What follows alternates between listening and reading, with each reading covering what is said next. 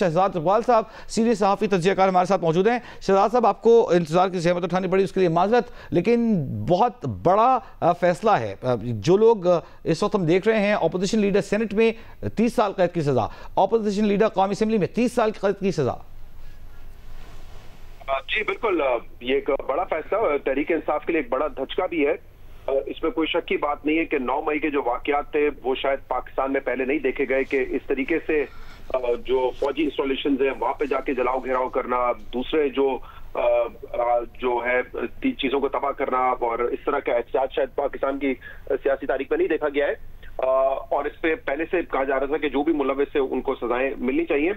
लेकिन जिस तरीके से ये बहरहाल ट्रायल चले हैं उस पर एक सवाल जरूर उठता है। अभी कुछ अर्से पहले ही जो चेयरमैन पीटीआई है बैरिस्टर गौर, उन्होंने आके ये बताया था अहमद बी साहब के प्रोग्राम में कि अगर आप 9 मई और 26 नवंबर के केसेस को मिला लें तो ये खदशा है कि 75 पार्लियामेंटेरियंस जो है वो डीसीट हो सकते हैं, डिस्क्वालीफाई हो सकते हैं। और ऐसा लगता है कि मामला उसी तरफ जा रहा है, क्योंकि आपने देखा कि पिछले हफ्ते भी सेनेटर एजाज चौधरी या यास्मीन राशिद साहिबा या पंजाब में लीडर ऑफ द ऑपोजिशन को जब सजाएं हुई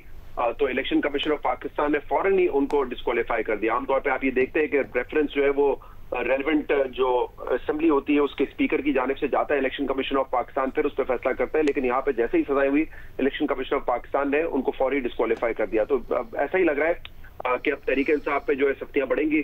और जो उनके पार्लियामेंटेरियंस को सजा होगी तो वो डिस्क्वालीफाई होंगे। पहले ही गौर साहब कह चुके हैं कि 75 हमारे जो है लोग डिस्क्वालीफाई हो सकते हैं। तो जहां तक 9 मई के वाकयात है, यकीनन उसकी मजम्मत भी करनी चाहिए, लोगों को सजा भी होनी चाहिए, लेकिन जिस तरीके से पिक एंड चूज किया जाता है तो उस पर सवाल जरूर उठता है कि क्या ये ट्रायल जो शफाफ तरीके से हो रहे हैं या सिर्फ एक पार्टी को टारगेट करने के लिए हो रहा है। क्योंकि जब ये वाकयात हुए थे, जिन लोगों ने पार्टी छोड़ दी, पीटीआई से वाबस्तगी खत्म कर दी, कोई नई जमात में चले गए, कुछ ने सियासत छोड़ दी,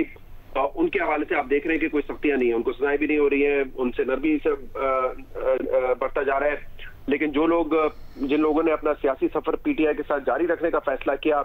वो ज्यादा मुश्किल में नजर होते हुए आ रहे हैं। ज्यादातर जो हॉकिश थे उनको आप देख रहे हैं कि सजाएं हो रही हैं। तो इसलिए जो ये ट्रायल हुए जिसपे सुप्रीम कोर्ट ने कहा था कि 4 महीने के अंदर ट्रायल मुकम्मल करके सजाएं दी जाए या बरी किया जाए, फैसले किए जाए उनके, तो उससे लग रहा है कि एक जो शफाफियत होनी चाहिए वो नहीं है। और इसीलिए शायद बैरिस्टर गौर या पीटीआई के दीगर लोग ये समझते हैं कि जब ये मामला जाएंगे सुपीरियर कोर्ट्स में तो वहां से उनको रिलीफ मिलेगा। इसमें कई वाकयात तो ऐसे है ना जिसमें आप सुनते हैं, जैसे शाह महमूद कुरैशी साहब एक अरसे से जो है 9 मई के मुकदमात में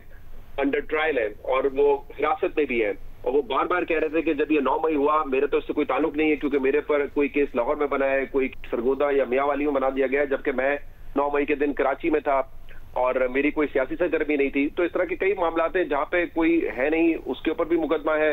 लेकिन जिस वजह से शफाफियत पे सवाल उठता है। अच्छा, आज भी हमने देखा ज़ैन कुरैशी साहब को तीनों मुकदमात में बरी किया गया है। परसों हमने देखा था कि शाह महमूद कुरैशी साहब को बरी किया गया था। तो ये जितना अर्सा वो ट्रायल पर रहे, जेल में रहे, ये यकीनन मुनासिब बात नहीं है कि एक आदमी अगर बेगुनाह है तो इतना अर्सा वो जेल में क्यों गुजार रहा है। अभी भी वो जेल में है, उन पर कई और दीगर मुकदमात भी हैं, लेकिन उनका बरी होना क्या तहरीक इंसाफ के इस बयानी को डेंट नहीं करेगा कि जिन लोगों ने माफी मांग ली सिर्फ और पार्टी छोड़ दी, सिर्फ उन्हें बेगुनाह करार दिया गया, उन्हें बरी किया गया? देखें कितने केसेस हैं शाह महमूद कुरैशी साहब पर या उनके साहबजादे ज़ैन कुरैशी साहब पर, मुझे इसका एग्जैक्टली आइडिया नहीं है। लेकिन फिलहाल लास्ट वीक भी जो फैसले आए थे उसमें भी उनको बरी किया गया था। इस हफ्ते अभी जो केस आज फैसलाबाद से आए उसमें भी बरी किया गया है, क्योंकि शायद उनका केस इतना स्ट्रॉन्ग है कि वो वहाँ पे फिजिकली प्रेजेंट नहीं थे। इसी तरह फवाद चौधरी साहब भी कहते हैं कि फैसलाबाद के केसेस से हमारा क्या ताल्लुक है, जब वो फिजिकली वहां पे थे नहीं तो क्या उनका ताल्लुक है। तो इसलिए जिन लोगों के हवाले से सबूत नहीं थी, जैसे अभी आपने देखा जो leader of the opposition Punjab assembly में है, उनको जब सजा हुई तो उनके वकील कैपिटल टॉक में बता रहे थे कि वो जब ट्रायल इनका चल रहा था तो उनके हवाले से ये बात सामने आई थी, जब उनका नाम सामने आया अदालत में तो उनके हवाले से जज साहब ने कहा कि उनका तो केस में नाम ही नहीं लिया है किसी ने, तो उनके हवाले से बात नहीं होगी, लेकिन बाद में उनको भी 10 साल की सजा हो गई। तो मेरे ख्याल से अगर ये जो ट्रायल ज्यादा शफाफियत से चलते